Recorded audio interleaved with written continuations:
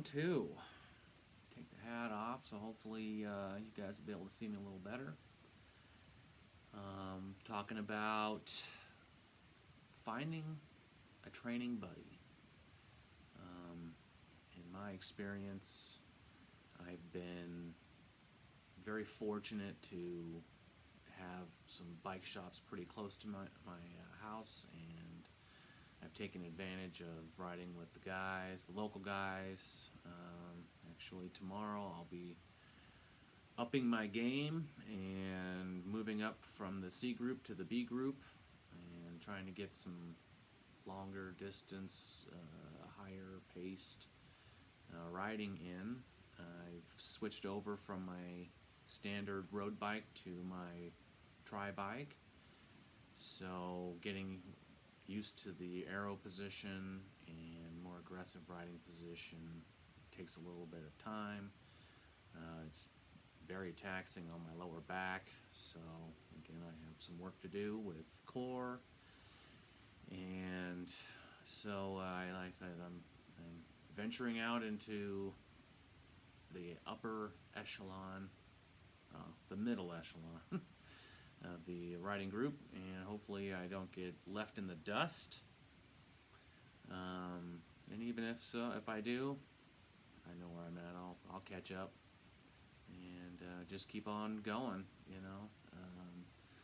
I've met a few people through the bike shop that I've been able to ride with outside of the group rides. So far, I haven't really been able to get anybody too long-term with triathlon training, but I got my buddy Nick, who I met on the rides.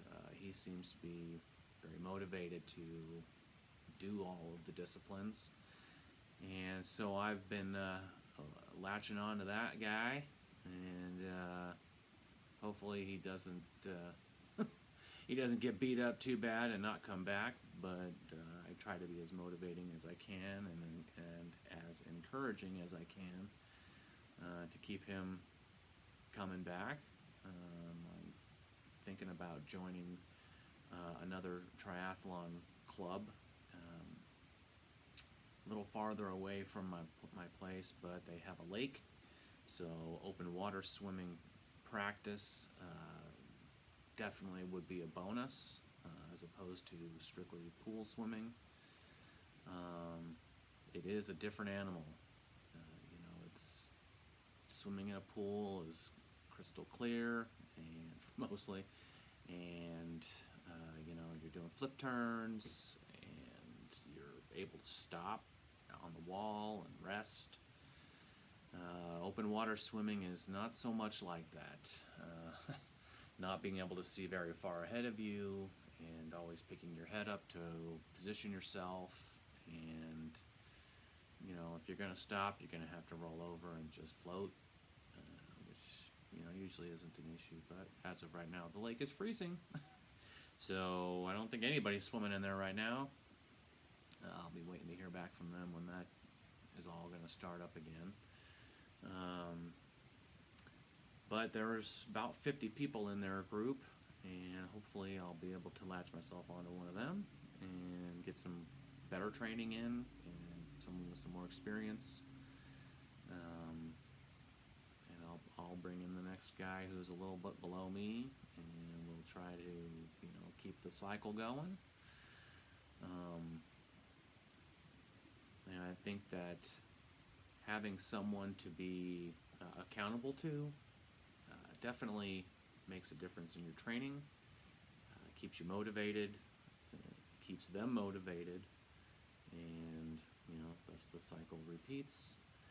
But I feel like I can help the ones below and learn from the ones ahead. I'm definitely open-minded enough to listen to the ones with more experience, even if they're younger. They know what they're talking about. I'll listen to it, and I'll sift through it all if I have to, and figure out what's what. What works for me may not work for them. What works for them may not work for me. And it's all about trial and error, figuring it out, and you don't really know how well it works until race day, and those days are always crazy with all of the chaos that's involved with getting all your gear there and making sure you don't forget anything in the hotel or having forgot it at home, not realizing that it's at home until the race. Fortunately for me, I haven't forgotten anything. Nothing of vital importance anyways. All right, we'll pause there.